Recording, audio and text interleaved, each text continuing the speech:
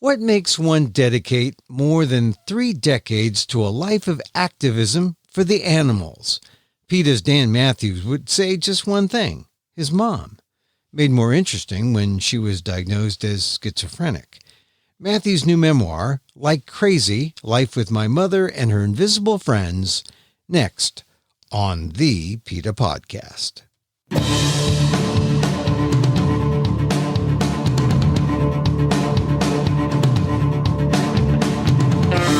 Welcome to the PETA Podcast. I'm Emil, Guillermo, your host for this behind-the-scenes look at PETA, the largest animal rights organization in the world. On today's episode, PETA Senior VP Dan Mathews has dedicated his life to animal rights for more than 3 decades, and we have his mom, Perry, to thank. She shaped Mathews' feelings that animals were special and to be cared for when he was just a small boy. And when his mother grew older, he got the chance to learn that other lesson that happens when you've taken your mom out of love and duty and become her caretaker.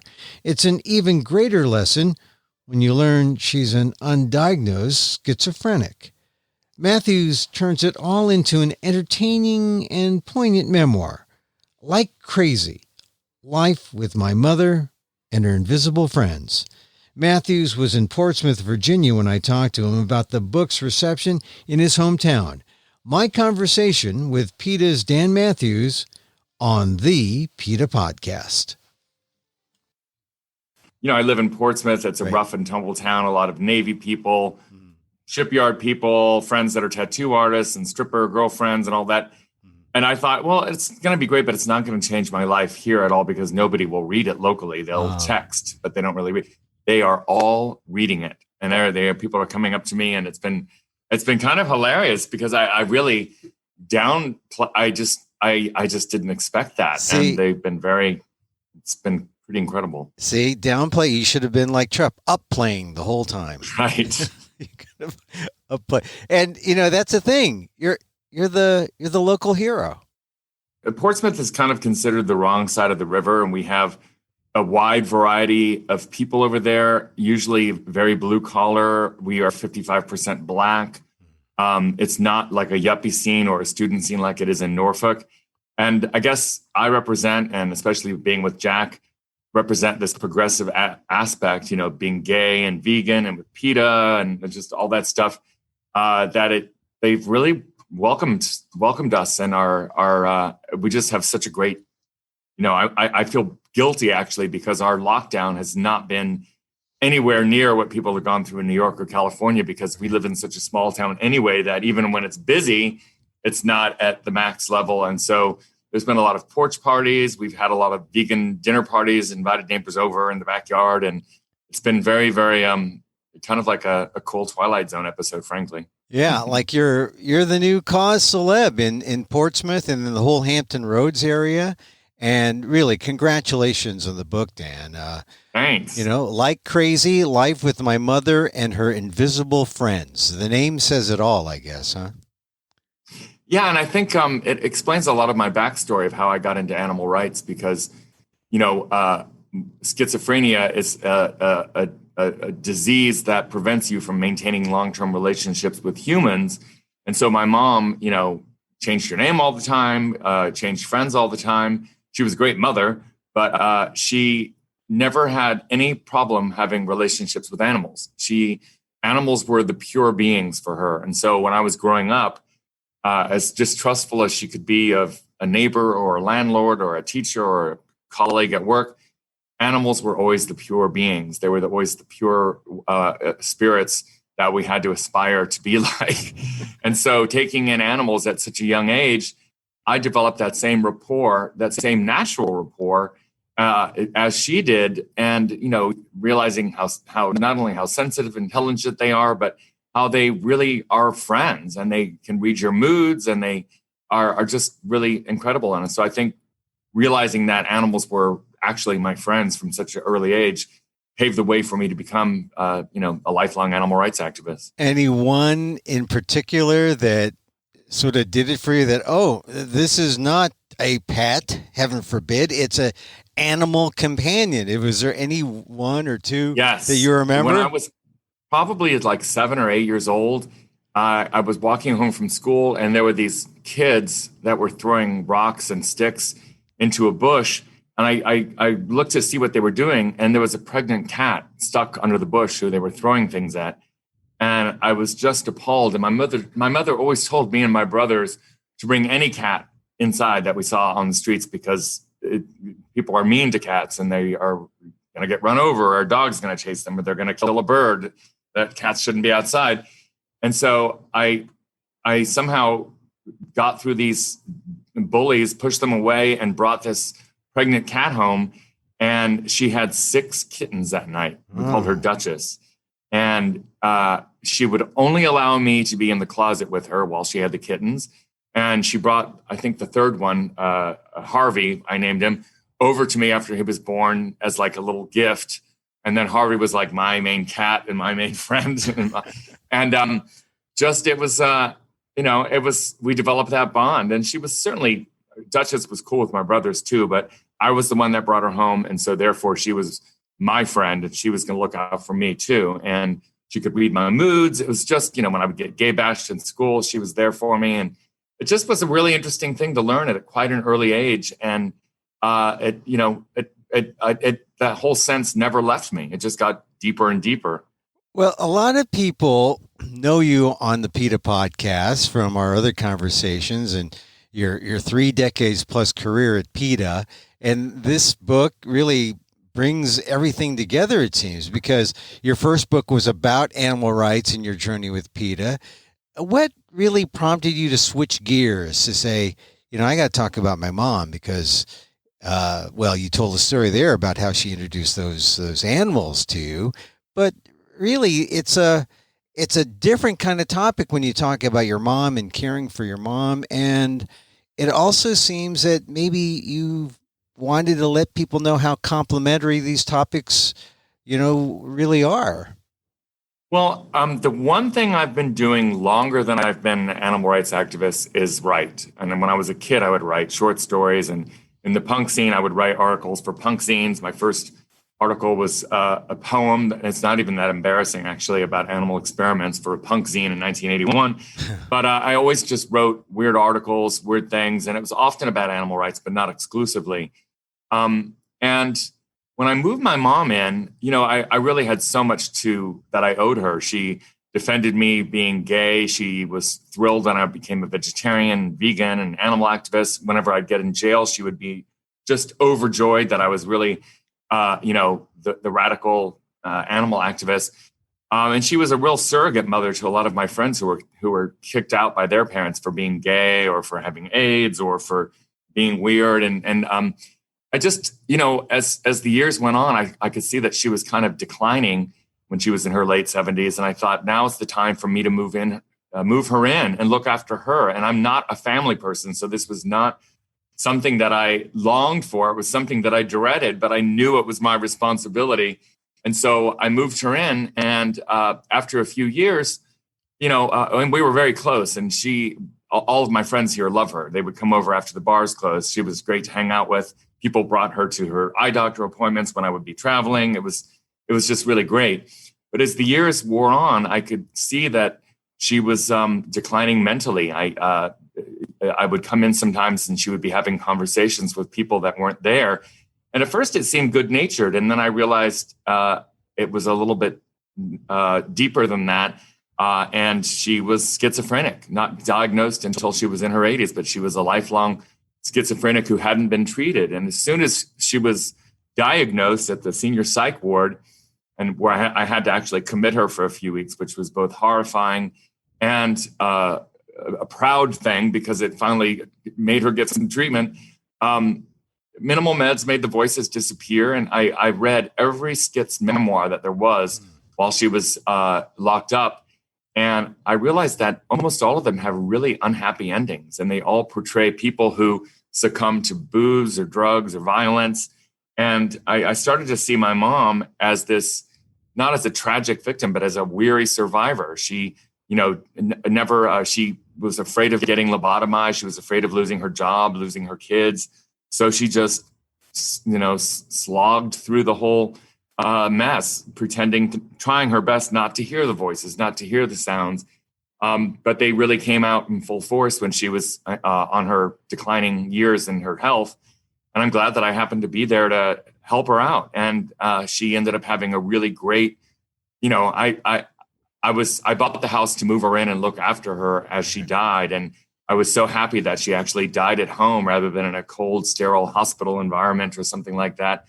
And so even though I'm not that family oriented, it was a real achievement for me that I got to give back. And she, boosted my animal activism and everything else that I felt like it was the one thing I was cut out to do. And I think people that read that see how that completes the picture in a big sense. So just as your mom introduced the animals to your life, and you brought home Duchess and you had Harvey, and then from that point, I guess were you an animal rights activist at that point when she gave you when you got the cat, or did that just develop and you started writing? Really, the Duchess thing, because I actually did rescue Duchess from bullies who were throwing rocks and sticks at her in a bush and bringing her home, and the gratitude she showed me by only wanting me in the closet, not my brothers, when she was delivering the kittens, I realized that I could actually make a difference for an animal. And that was one that just happened by me, on the way home from school. But then I started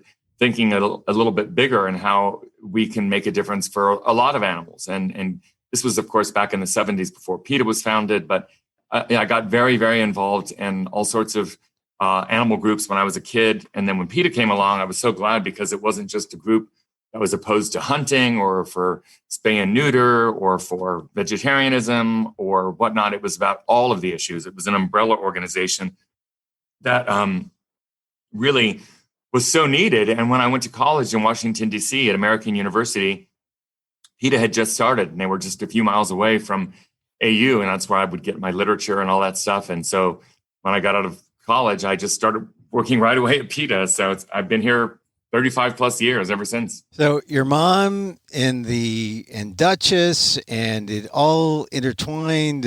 You became an animal rights activist. You went to AU, American University in DC. And I remember that time we moved to DC shortly after that, and you were already at PETA, but you were a young single guy, and with your flamboyant, well, for the animals, lifestyle, you were out there. One of my my long-lasting memories of Dan Mathews is out there protesting in an Uncle Sam suit, and I thought you were on stilts, but you're that tall. So. I know, I'm 6'5". I'm a tall drink of water in a dirty glass. They tell me. So, but then all right. So then this thing with your mom happens, and we know how important your mom is, but your friends warned you not to take her in. Yeah. What were they worried about? Well, I think, when you take in an elderly person and you take in your mother, it could be for 5 years. It could be for 15 years. You don't know how long it's going to go. My mom was also really off her rocker. She was very out there. I mean, she was a blast, but she was, delusional. I didn't know it was schizophrenia at the time, but she had her dark moods and all that. And when you move somebody in, you take on all of that. And my friends who loved my mother were saying, you have to move her into an apartment nearby. You can't just derail your whole life. This is going to be a big deal. And I knew that if I moved her into an apartment nearby, I would find every reason not to go. Or when I did go, I'd count the minutes until I had to leave.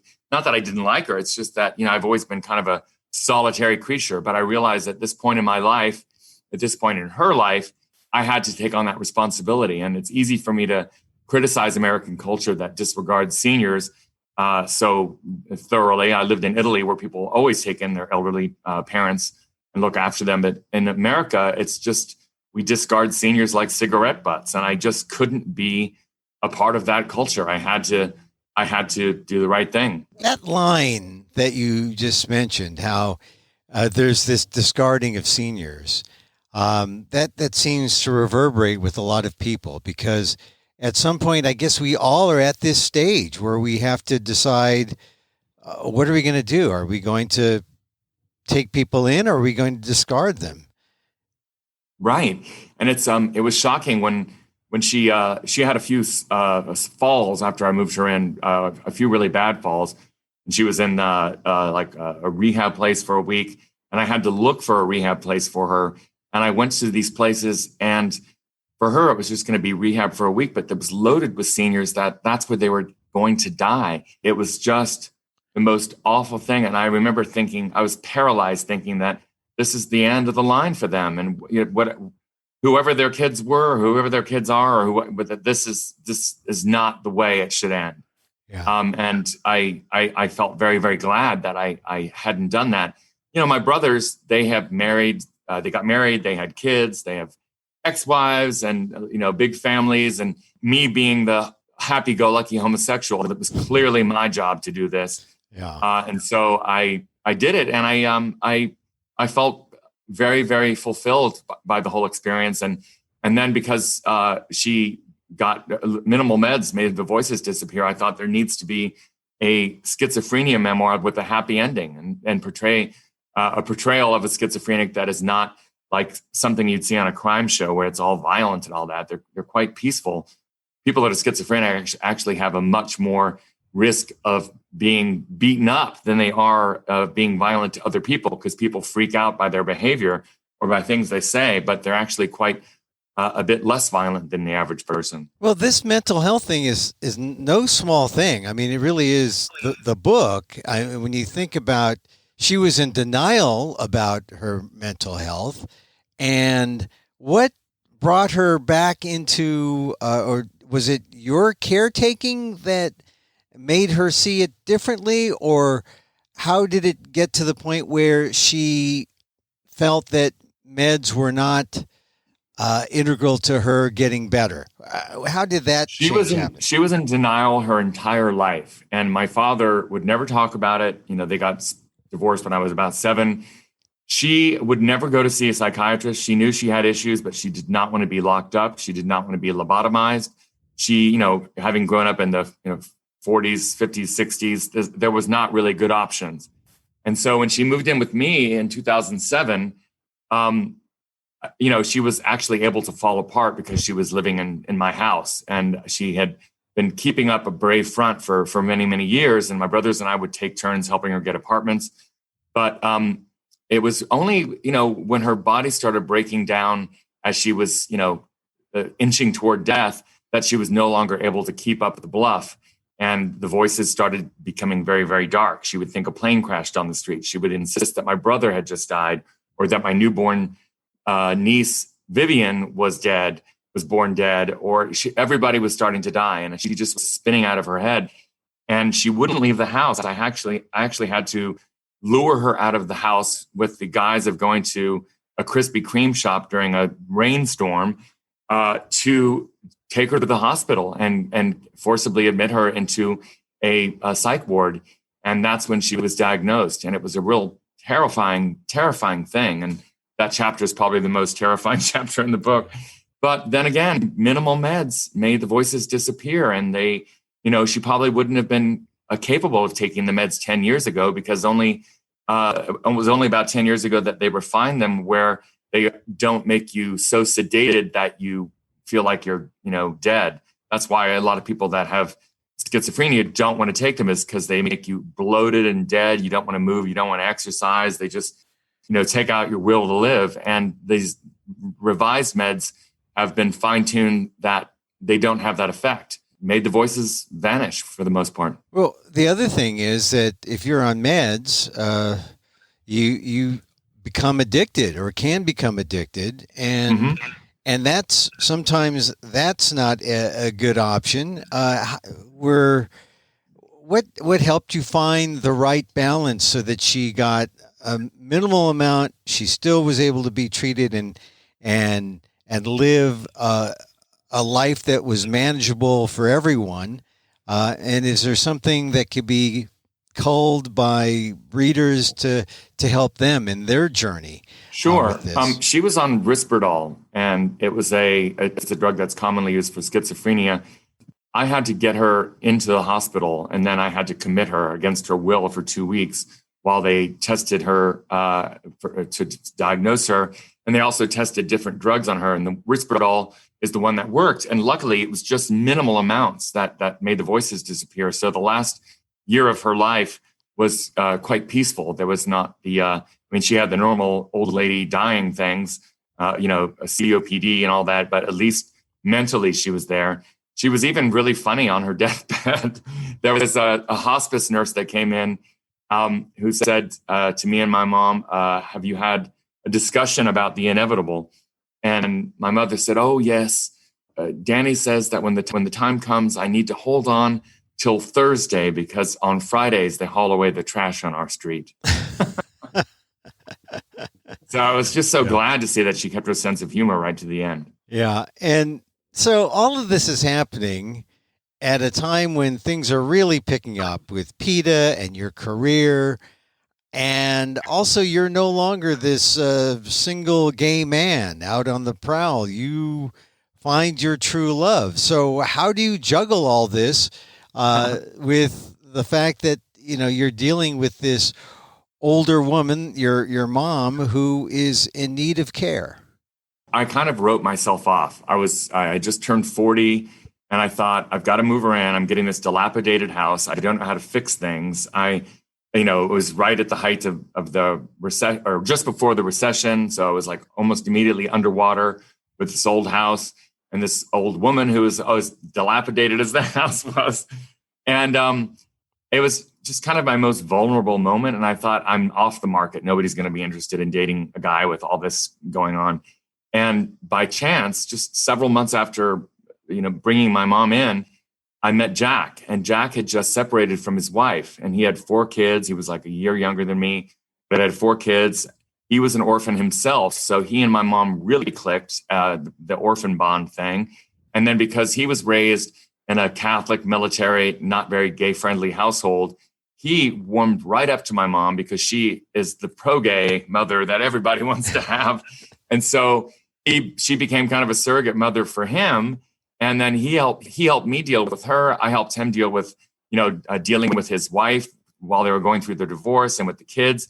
And so we both kind of met during each of our midlife crises, and we kind of dragged each other through. And that became such a great thing for us that now 12 years on, we can't imagine what would have happened if we hadn't, found each other at that time. Certainly my story would have probably ended differently.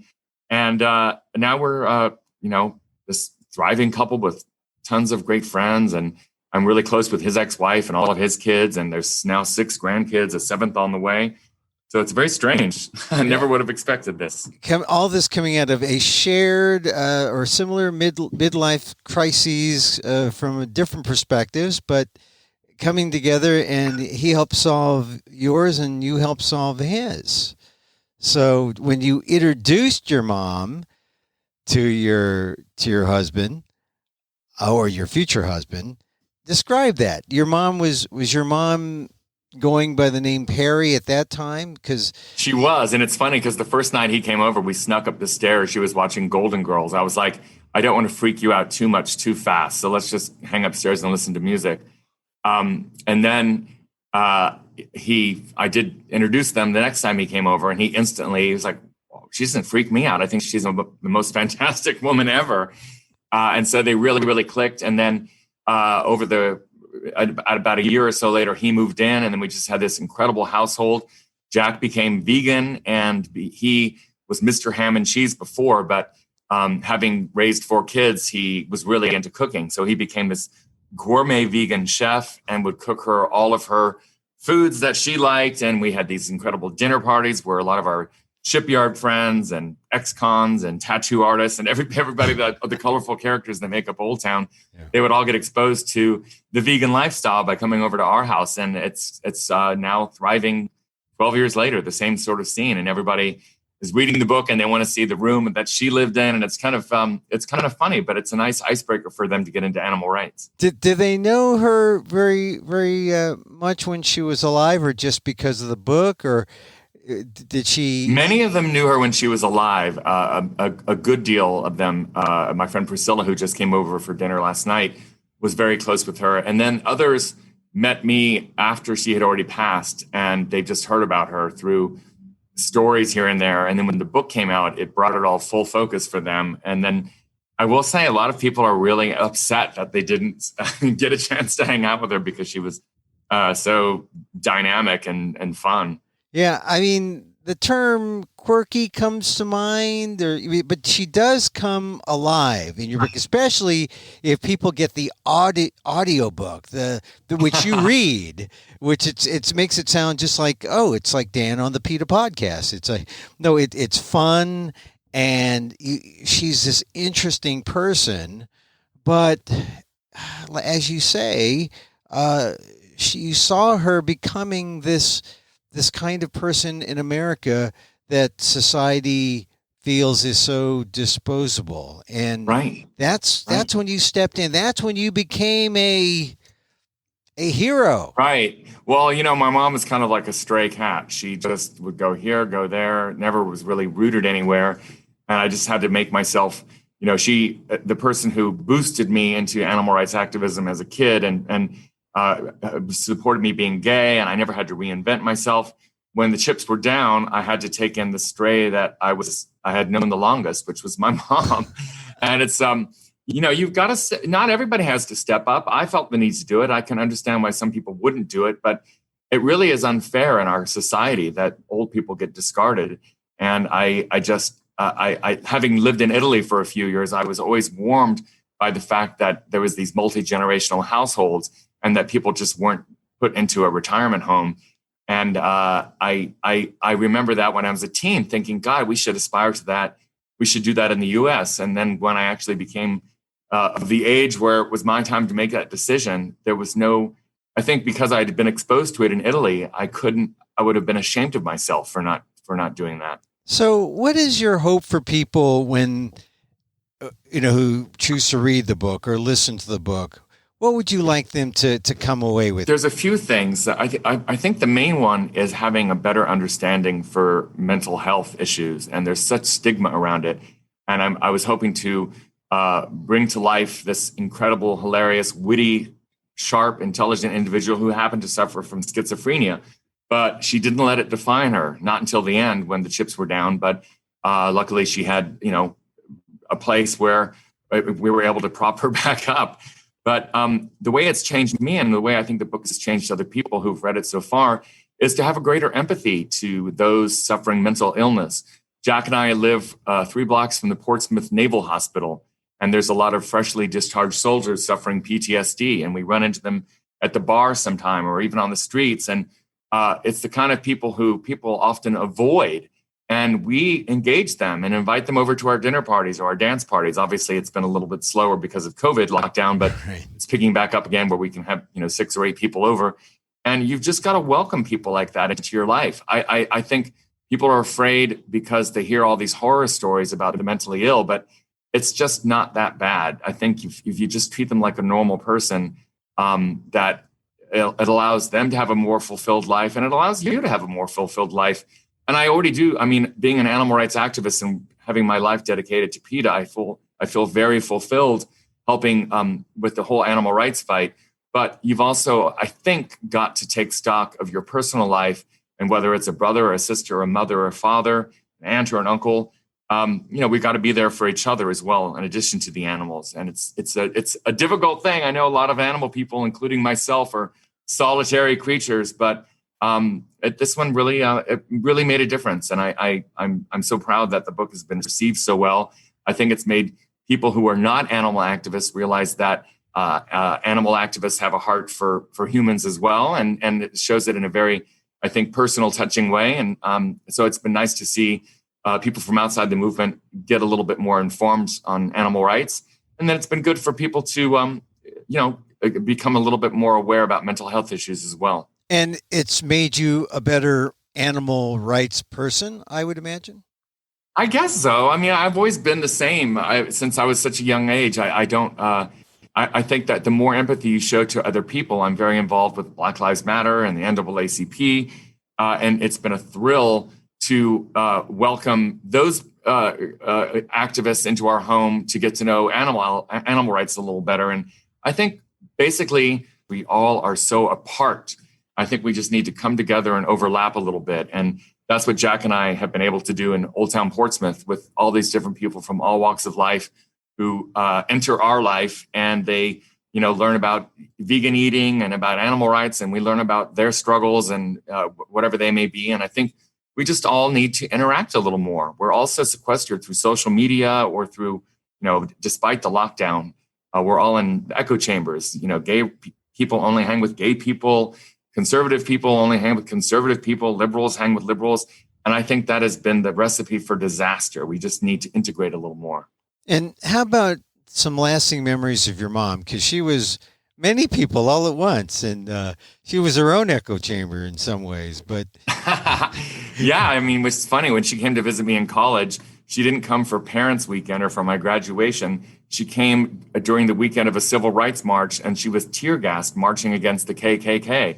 She just set the priorities for me from a very young age about everything. When I was growing up, we would watch the news, and it wasn't just something happening on a screen. She would challenge me and my brothers to take sides in whatever story we saw in the news and to have an opinion and to be active in things and to be active in real life. And she would telegram the president. She would do all these things that people should all do, but she taught us to do that, firsthand. We didn't have enough money to make the rent sometimes, but that didn't stop us from sending telegrams to politicians and things like that. Well, was Perry, she was from the South, or where was she? Perry was born in D.C. She had no name on her original birth certificate, and she went directly to a foster home in D.C. Bounced around between foster homes and orphanages in the Great Depression, and then moved out west to Nevada and was a blackjack dealer at Harold's Club in Reno. And that's where she met my dad. Harold's Club. That was one of my favorite clubs in Reno. Really? Yes. Right there. Yes, she was a blackjack dealer. She had gabardine slacks and a cowboy hat. And, she was quite the looker. And so that's how she met my dad, which is kind of a glamorous story. Well, you said something there. I was going to bring it up because I saw the picture of your mom. She really was a beautiful woman. And yeah, I can see why you're such a beautiful guy. I mean, well, she just had she had a look, and you could just tell, even in the picture of you and her on the steps, it just shows, that there was a lot of, the love shows there in those pictures of you two together. But I just kept thinking of her in that classic portrait, that's with the book. And so Dan, what are the memories that your go-to memories of your mom when, you just feel like you need a mom memory? I think definitely her aggressive animal activism. I will tell you this one story that always touches me. I was probably 12 years old, and we lived in a kind of scuzzy apartment complex.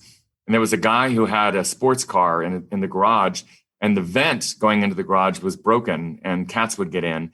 And so this guy, instead of fixing the screen, he put fish hooks in behind the screen the vent that led into the garage, so that the cats would get entangled in the fish hooks. And as soon as I spotted that, I told my mom, and this was like a buff military guy. My mom called the police, went back, yanked open his garage door, and let him have it in front of all the neighbors. And then, it was so incredible because there was no fear. And it was a great, great, great lesson to me and my brothers of how no matter the odds, no matter what it is, you have to stick up for animals. You really have to say something. And that really became ingrained in me, is to just always speak up and to never, they'll use any reason to give into their shy side and not speak up for animals. But, my mom was really, really so vocal. And I learned that even before junior high, I was getting that sort of thing. So it was kind of awesome. Wow. Well, you shouldn't have told me she was a blackjack dealer, because now, she knows the rules. She'll tell you what to she'll tell you when you can hit, you got to stand on that. You can't hit on, on the ace, or, but all right. Is there a teary moment? Was your mom was the mental health issue so great that, you're just dealing with what is, what were the teary moments that you have? It got really, really tough after, so I moved to her when she was 78, I guess. And by the time she was about 82, everything had become really, really dark. I would get home from work, forget about the fact that I had just had my 25th anniversary at PETA. She thought that I was being fired because my hair was too long. She thought that just everything negative that you could imagine. And after working all day at PETA and then coming home at night and dealing with this crazy person, it was a lot. It was a lot. Jack got me through a lot of those times because she would never be cursed with Jack. She would be really, people that are schizophrenic will be very, very nasty to those that are closest to them. But there's often somebody who they just won't go there with. And Jack was that person. And so that was really, really helpful. And it just, I had no idea that she was suffering schizophrenia, and it was maybe some sort of Alzheimer's. And when she was finally diagnosed and I finally got her out of the house and into the psych ward, it just all made such sense. And it was a little shocking and embarrassing because, I have a college degree, I'm a news junkie, and so are my brothers. And none of us realized that she was suffering schizophrenia this whole time. She was that sharp at deflecting it. But once she was diagnosed and the minimal meds making her have such a quieter, better life for her last year, I'll always have that, no matter and if I hadn't moved around, none of us would have ever known those things. And certainly no regrets for showing that sense of duty, that sense of unqualified love. Yeah. And I am not a family person. I don't I knew I was getting myself into a muck heap by doing this, but boy, I'm so glad I made that decision. And I feel like it's made me a better activist in a lot of ways because, you've got to be there for the humans you love as well as for all of the animals that we love. And I think that has resonated with a lot of people. Well, Dan Mathews, once again, congratulations on your second book, Like Crazy, Life with My Mother and Her Invisible Friends. Really, Dan, it's a great read, and I think even better on Audible, because you read it. Thank you so much. My friend Jackie has a cool studio, and during lockdown, we actually did the audiobook in her studio after hours, and she found all these really cool sounds from freesounds.org, so we made it like an old-time radio show where we put in weird animal sounds and other sound effects. Yeah. It might sound a little like a community theater production, but that's what we were kind of going for. It's kind of fun. No, it's great. It's your personality comes through, your mom comes through, the story comes through, and really, congratulations again, Dan. Thanks so much, Emil.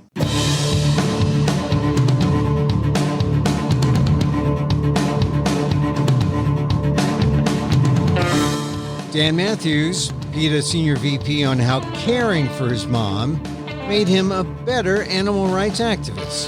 His new memoir, Like Crazy, Living with My Mother and Her Invisible Friends, available where books are sold.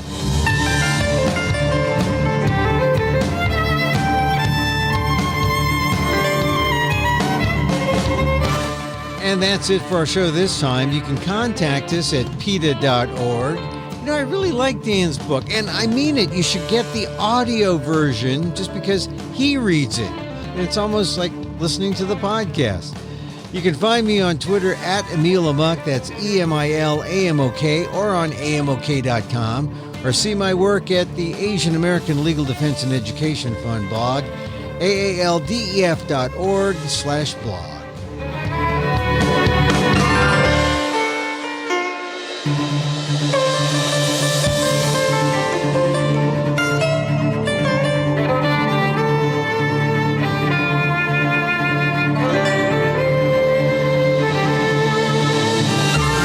Once again, thank you for listening. Check out all our episodes on Apple Podcasts or wherever you get your podcasts. You can always rate and review the show as well. It helps get the word out about the issues you care about.